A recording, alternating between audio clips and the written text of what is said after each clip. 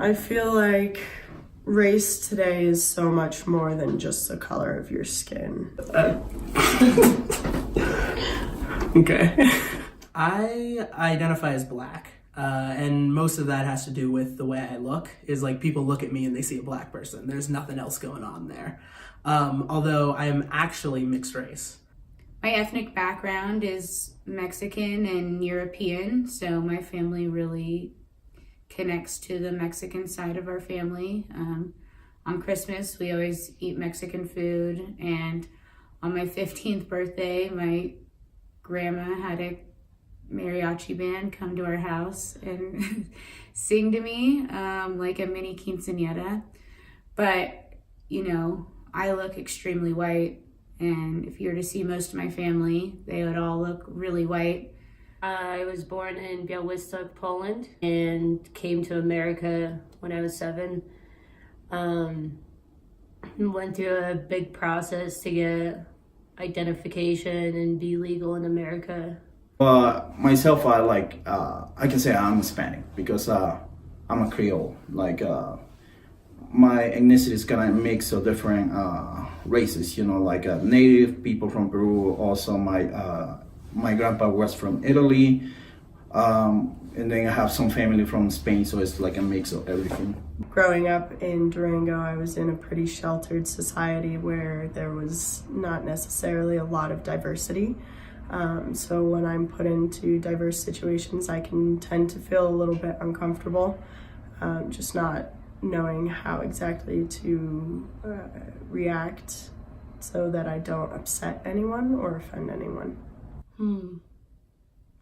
Race wasn't really brought up in my childhood that much. I grew up in the suburbs of Denver, and the majority of people there were white, and so it wasn't really something that was put in my face a lot, but I definitely experienced a lack. Walking into a room of other races, it doesn't make me feel uncomfortable. I wish my parents taught me more about it, but I feel like since moving from Poland to America, I saw a vast variety of different cultures and races, ethnicities, and that definitely has opened up my thought process and my mind on how I view other races. If I come across another Polish person, there's definitely a spark, and it's a comfort zone where we're identified together. My dad is black and my mom is white, and every year on my birthday, they would ask me what I identified as. And, you know, it started when I was like 5 and had no idea what race was. And they'd be like, well, what do you identify as? Like, what's your race? And I'd be like, brown? Before I came to the States, I was seeing that people were like saying like, oh yeah, there's a lot of racist people in North America and this and that, and they're gonna treat you like crap. But personally, I never had any kind of that experience. I've been treated with respect with a lot of people, and also it depends what kind of image you project to other people. You know, if you project that you are a person who has no culture, has no like education or anything like that, people are gonna probably treat you, you know, low level. I went to a middle school that was predominantly Mexican and Vietnamese, and the minority in the school itself was white. So I think at an early age, it really gave me a perception of, you know, growing up in Orange County, California, you would think everyone is super white. I think Polish people in general have kind of a negative view to them. So a lot of people will say how if you're from Poland, you wear socks with your sandals or you're very dumb. But a lot of people also view Polish people as extremely hard workers. Everybody thinks that all Hispanic people are the same, and they eat the same food, and they listen to the same music. And no, it's not true, especially for me, because I come from a city, which is the capital of Peru. And my city is like big buildings, a lot of cars and technology and everything like that. So I never wore a poncho. Like people think everybody like in Peru like have llamas and you know, like go to siesta. It's not me. It's like just an urban life. every media concerning Black people is like, oh, well, they're in a gang, they're running drugs, or they're oppressed through slavery. Or the fourth type, I guess, is fighting for civil rights in the 60s. And it's like, well, that's not the only things that have ever happened to Black people. You're gonna see things on media, you're gonna see videos on YouTube and the news and everything, but at the end, it's like the personal experience what account, what other people tells you. Out of a high school of 1,300 students, there was only 4 African Americans. I remember when I was 7 years old, I was walking down the street with my grandpa and my brother, and I saw an African American male coming towards me. And I remember just being extremely scared because in school, we didn't learn about different races. We just learned about Polish, German, and French mostly. It was what Black people call the talk. It was time to be like, well, I'm walking to school on my own, so I have to be aware that there are certain things that can happen to me because of how I look. And even if I don't identify as Black, people will see me that way.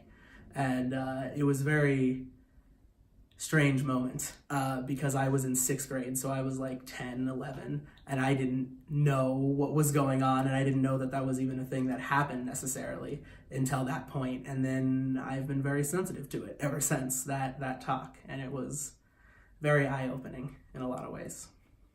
I do feel very privileged for being a white female. I mean, it's not comparable to a white male, but I definitely do think I have more privilege than any other ethnicity. I haven't physically experienced any discrimination for being white. So that's something that I think a lot of white people take for granted, and that since they don't experience it, they don't really think it goes on. You just have to be aware of it. I think that's really important. And my parents didn't really teach me how to be aware of that because I don't think they were taught how to be aware of that. They grew up in a generation where racism was alive and well. And so I think my mom, mostly growing up in America, was taught how to be implicitly racist. She was like fed these ideas, whether consciously or not, that people of color are different. Being white, I come from privilege that not a lot of other people in the world have. And so in society, I'm able to present myself more kind of however I feel, because there's not as much pressure on me to conform to the way society wants to view me. It's important to remember that in certain contexts, you have a certain amount of accountability, whether you want to or not. You have to use that to speak up for the people who might not be able to speak up for themselves. My senior quote for high school was, anything is possible when you sound Caucasian on the phone. Something I definitely do is on phone calls, I have like a voice that I use to sound white just because it helps people be more friendly to you when they think you're a white person. And a lot of that comes from like comfort levels of where in the professional world, a lot of people expect you to be at a certain societal standard, and that standard right now is white. And where like with my friends, I can be who I actually am. Our society has fed us these ideas for so long that they're just kind of instilled within us. And so we need to work together to overcome that and to beat racism in a way, because unless we're aware of it and we talk about it, nothing's going to happen.